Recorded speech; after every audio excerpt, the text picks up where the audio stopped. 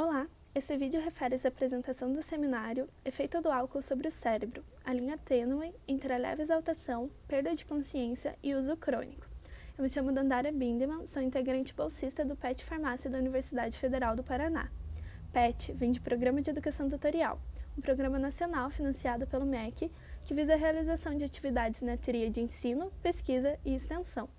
Nessa apresentação, eu pretendo abordar sobre as características do álcool presente nas bebidas alcoólicas, as motivações para o uso destas na nossa sociedade, os mecanismos envolvidos com suas ações, especialmente no sistema nervoso, além das consequências de seu uso agudo e crônico.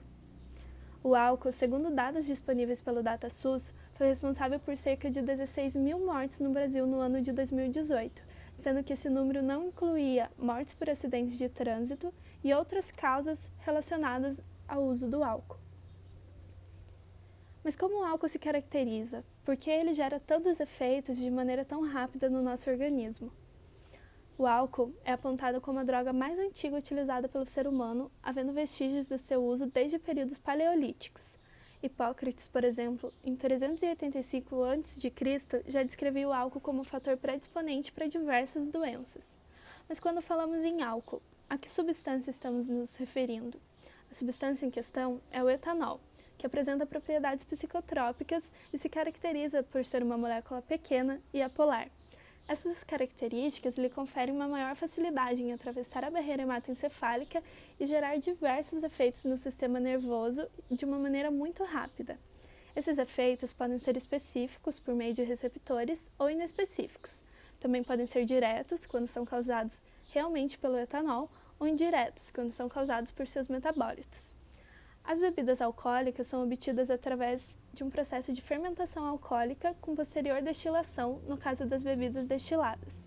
Então, podemos dividir as bebidas em dois grandes grupos, de bebidas fermentadas, que apresentam teores alcoólicos menores, de até 15%, como é o caso do vinho e da cerveja, ou das bebidas destiladas, que apresentam teores alcoólicos maiores, como é o caso da vodka. Nessa tabela, podemos ver diferentes bebidas e drinks preparados com elas, além de seus respectivos teores alcoólicos. Todas elas são absorvidas pelo estômago e pelo intestino delgado, mas pelo etanol apresentar uma boa solubilidade em água e em gordura, a maior parte é realmente absorvida pela mucosa estomacal, sendo que a velocidade da absorção depende do teor alcoólico da bebida e também da presença ou não de alimento no estômago. Ou seja, se o indivíduo está em jejum com o estômago vazio, a absorção é acelerada e a embriaguez é atingida de forma mais rápida. O pico de concentração plasmática é atingido de cerca de 30 minutos a 2 horas após o consumo de álcool, e a metabolização ocorre principalmente no fígado, pela ação da enzima álcool-desidrogenase. Diferenças genéticas nessa e em outras enzimas relacionadas com o metabolismo do álcool podem fazer com que a velocidade em que a embriaguez ocorre seja diferente para diferentes indivíduos. Mas quais são as motivações para o uso? Por que gostamos de consumir tanto álcool? Para responder essas perguntas, eu gostaria de mostrar o seguinte vídeo. I think people get drunk to break down walls that they build up. For me, it's more of a control issue. Like, I'll have one mixed drink and then I'm like, okay, this is good, I'm leaving or I'm driving friends home. When I was younger, someone I love got really drunk, fell asleep in their own vomit and in their own feces. And that has always made me afraid of alcohol. I was always the one that was kind of like taking care of everybody, and you know, I'd have a sip or a drink here and there, but I never got to lose control, I guess. I'm ready to try new things. I'm into experimenting now. I've always been sober, so I'm curious what my own personality would be like when I'm drunk. This is something that I feel like I maybe should have done by now, or at least want to experience once, and so I think it's just getting over a fear that I've always had. I'd like to find out more about myself, even if I don't like that part of myself. Oh God.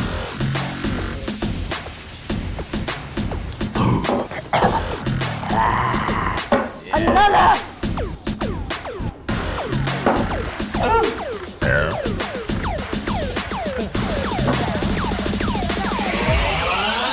Man, I'm feeling it. Tastes like hatred. This is the mistake train. I feel like an octopus. I felt like this when I hit my head really hard once. My arms have multiplied. My fingers are going farther than I am. Anything is possible. But do they feel comfortable? I mean, no, they're too long. Your shit is just thrown into the universe, and everything's gone, and you're like a little sad, but you also kind of want to dance at the same time. I said I wasn't gonna cry, but I feel like crying. I want to fart and sleep all night long. Is that weird? I'm feeling like warm and happy. I'm not really worried about anything. My stomach feels like a box of clams.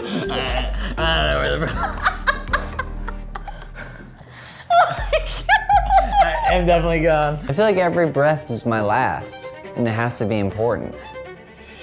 It is so much better. I have extra sensory receptors. This is amazing. Your hair looks like a really good pillow right now. I bet it smells nice. Oh my God, your hair smells like a fantasy. I feel like it just centered in on who I am. And I feel like I'm just happy.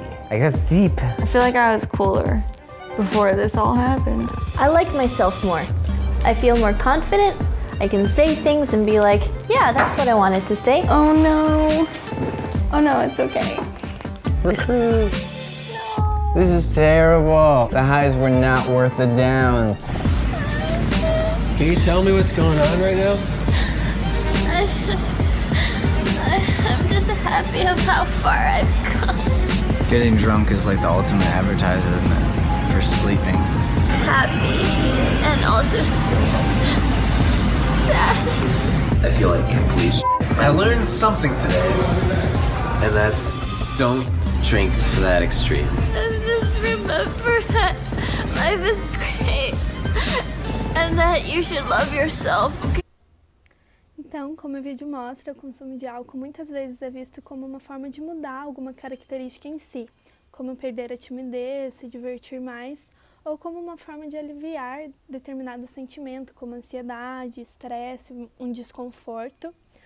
E outras motivações para o uso do álcool são as influências de círculos sociais, então por uma necessidade de se encaixar em determinado grupo, ou também pela pressão social existente na nossa sociedade, por meio de diversos incentivos econômicos, culturais e sociais. Mas quais são os mecanismos envolvidos nos efeitos do álcool no nosso cérebro? Embora as ações do álcool no nosso cérebro ainda não estejam totalmente elucidadas, sabe-se que ele atua em diversos sistemas de neurotransmissão, como o sistema GABAérgico, atuando em receptores GABA-A, potencializando os efeitos inibitórios do GABA. Também no sistema dopaminérgico, aumentando os níveis de dopamina, o que poderia estar relacionado com o desenvolvimento da dependência. O sistema glutamatérgico, atuando em receptores NMDA, reduzindo a neurotransmissão excitatória. Também atuando no sistema opioide endógeno, causando efeitos de reforço positivo do álcool e sensação de euforia, e no sistema serotoninérgico, reduzindo os níveis de serotonina.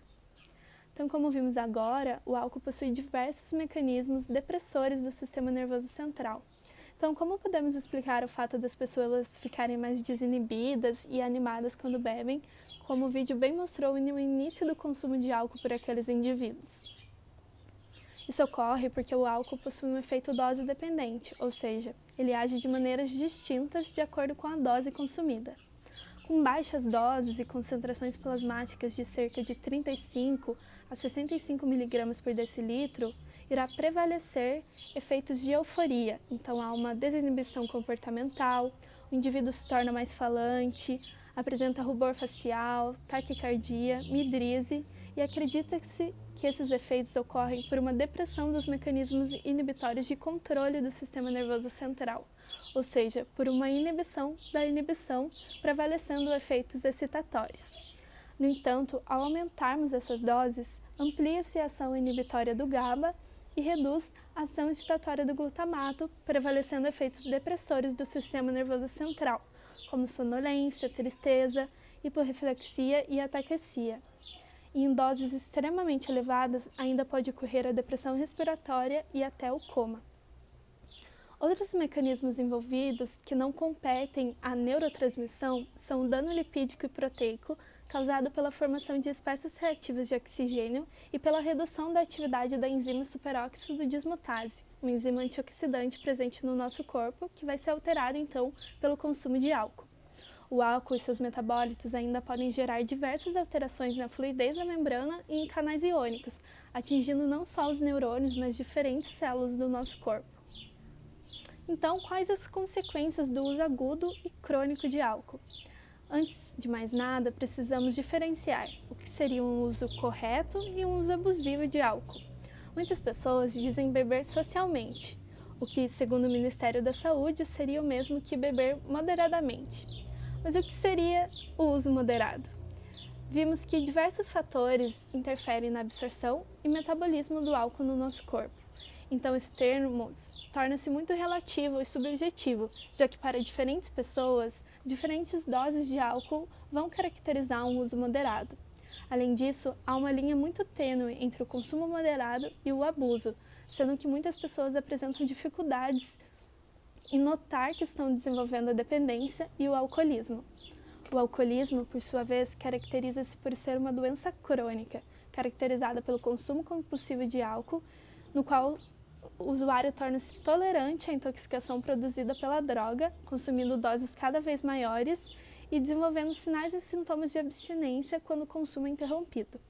Hoje, sabe-se que há uma predisposição genética envolvida na dependência, mas tal fato não é uma regra, já que pessoas com essa predisposição podem não gerar a dependência pelo consumo de álcool e pessoas sem tal predisposição podem, mostrando que a dependência de álcool envolve diversos fatores. Então, quais os efeitos da intoxicação aguda pelo álcool? Antes, eu gostaria de ressaltar que alguns estudos vêm demonstrando efeitos benéficos do consumo agudo e moderado de álcool, mas esse não é o foco da minha apresentação.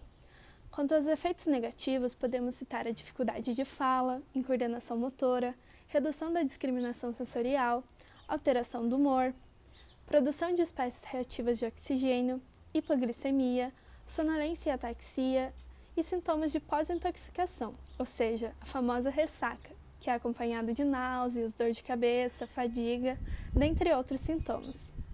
Quanto aos efeitos da intoxicação crônica pelo álcool, podemos ver que eles se tornam mais graves. Isso ocorre porque uma exposição prolongada ao álcool gera efeitos de neuroadaptação e neuroplasticidade no sistema nervoso, ocasionando tolerância e crise de abstinência, como já mencionado anteriormente, taxas de metabolismo cerebral da glicose mais baixas, prejuízos na percepção visoespacial, aprendizado e memória, comportamento sexual de risco, produção ainda mais elevada de espécies reativas de oxigênio, atrofia cortical e perda cognitiva, além de fatores e sintomas não neurológicos que, embora não sejam o foco desse vídeo, merecem ser ressaltados, como a cirrose hepática, a pancreatite, doenças cardiovasculares, úlceras, dentre outros sintomas. Então, vemos que o consumo excessivo de álcool é uma emergência de saúde pública que, infelizmente, é incentivado na nossa sociedade devido à grande veiculação na mídia e a um reforço cultural existente em nossa sociedade, fazendo com que brasileiros comecem a beber em média com 11 anos de idade, segundo uma pesquisa realizada pela OMS em 2018. Conclui-se que há uma necessidade urgente de programas preventivos para o uso de álcool, além de campanhas de conscientização. Eu encerro minha apresentação aqui e essas foram as referências que eu utilizei para montar esses slides.